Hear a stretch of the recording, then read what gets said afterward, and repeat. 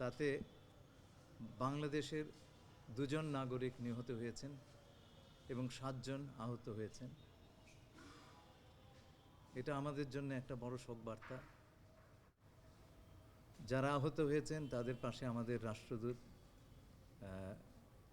তারা গেছেন, ছুটে গেছেন। আমাকে ইতিমধ্যে কুয়েতের পররাষ্ট্রমন্ত্রী এবং বাহরাইনের পররাষ্ট্রমন্ত্রী ফোন করেছিলেন এবং কাতারের পররাষ্ট্র প্রতিমন্ত্রী। তারা সকলেই আমাদের নাগরিক যারা এ সমস্ত দেশে আছেন তাদের সম্পূর্ণ নিরাপত্তা এবং সুরক্ষা দেওয়ার ব্যাপারে তাদের পূর্ণ আশ্বাস দিয়েছেন।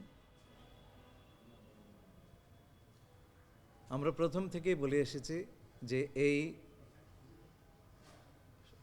সংঘাতময় সময়ে আমাদের সবচাইতে বড় প্রায়োরিটি বা অগ্রাধিকার হচ্ছে ওই অঞ্চলে বসবাসরত আমাদের নাগরিকবৃন্দ।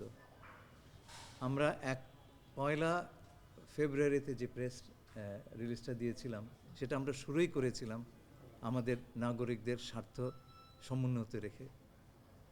আমাদের নাগরিকরা তারা আক্রান্ত হলে সেটা কাতারের ব্যারের পাশে হলে এপাশে হোক বা কাতারে গিয়ে হোক, আমরা তাদের পাশে দাঁড়াবো। আমাদের সবচাইতে বড় জাতীয় স্বার্থ হচ্ছে আমাদের জনগণ। আমরা আশা করি যে এই সংঘাতে আর কোনো বাংলাদেশের প্রাণহানি ঘটবে না কিংবা আর কেউ আহত হবেন না, কিন্তু সেরকম অবস্থা হলে আমাদের যা যা কর্তব্য তা সকলেই আমরা পালন করব। একই সঙ্গে অনেকে বিদেশে কাজ করবার জন্যে যাওয়ার প্রস্তুতি নিয়েছিলেন, তারা আটকে পড়েছেন। সেই বিষয়ে আমাদের মধ্যে কথা হয়েছে।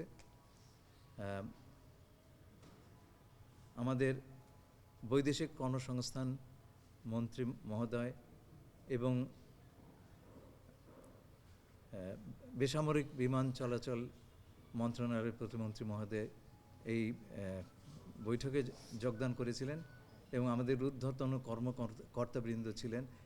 সেই সঙ্গে আমাদের প্রতিমন্ত্রী এবং মাননীয় প্রধানমন্ত্রীর পররাষ্ট্র বিষয়ক উপদেষ্টা তিনি উপস্থিত ছিলেন। আমরা যারা আটকে পড়েছেন তাদের যখন বিমান চলাচল শুরু হবে দ্রুততম সময়ে তাদেরকে যাবার বন্দোবস্ত করে দেবার সকল প্রকার কার্যক্রম আমরা সম্পন্ন করার ব্যবস্থা নিয়েছি এবং আশা করি আমরা দ্রুততার সঙ্গে এবং মসৃণভাবে এই কাজটি করতে পারবো। মাননীয় মন্ত্রী, একটা প্রশ্ন হচ্ছে যে পরিস্থিতি বিবেচনায় 2টি স্টেটমেন্ট দেওয়া হয়েছে এখন পর্যন্ত বাংলাদেশের পক্ষ থেকে, সরকারের পক্ষ থেকে। বাংলাদেশের অবস্থানটা সেক্ষেত্রে কোন জায়গায় ফিক্সড আছে যদি সেটা একটু বলতেন। যে বাংলাদেশের অবস্থান হচ্ছে খুব সোজা। প্রথম কথা হচ্ছে যে আমরা আমাদের জনগণ যারা আমাদের নাগরিক যারা ওই অঞ্চলে আছেন তাদের স্বার্থ রক্ষা 1 নম্বর কথা। আর আমরা মনে করি না যুদ্ধ বা সংঘাত কোনো সমাধান। আমরা চাই অত্যন্ত দ্রুততম সময়ে একটা আলোচনার মাধ্যমে, কূটনীতির মাধ্যমে শান্তিপূর্ণভাবে এই সমস্যাটার সমাধান হোক। মাননীয় মন্ত্রী, আমার আরেকটা প্রশ্ন একটু অন্যরকম। কালকে মার্কিন সহকারী পররাষ্ট্রমন্ত্রী পল কাপুর আসছেন সফরে, আপনার সঙ্গে বৈঠক রয়েছে, সেটি বিষয়ে যদি একটু আলোচনা। বৈঠকের পরে বলবো। ধন্যবাদ।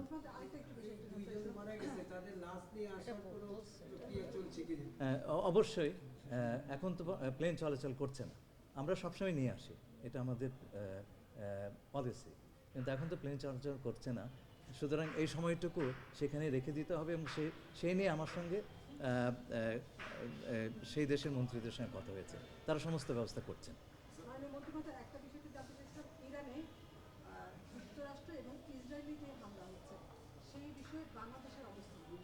আমি তো বলেছি যে আমরা মনে করি না যে কোনো ধরনের যুদ্ধ হামলা এগুলো কোনো সমাধান। যে আমরা দুই পক্ষের কাছে আবেদন জানাচ্ছি যে আলোচনাটা থেমে গিয়েছিল সেটা আবার নতুন করে আপনারা শুরু করেন। কোনো কারণে যদি যুদ্ধ মানে এই যে সংঘাত একটু দীর্ঘায়িত হয় আমাদের কি বাংলাদেশ স্বল্প মধ্য কিংবা দীর্ঘমেয়াদী কোনো পরিকল্পনা আপনি যদির কথা বলছেন, যদির কথা তো হাইপোথেটিক্যাল, এটা না আমরা আমাদের প্রস্তুতি আছে তো। না, আমাদের সব ধরনের প্রস্তুতি। ইরানের প্রধানমন্ত্রীর সাথে আমাদের প্রধানমন্ত্রী কোনো কথা বলবেন কিনা? এই পর্যন্ত সেই প্রশ্নটি আসে ওকে, ঠিক আছে, ধন্যবাদ ধন্যবাদ।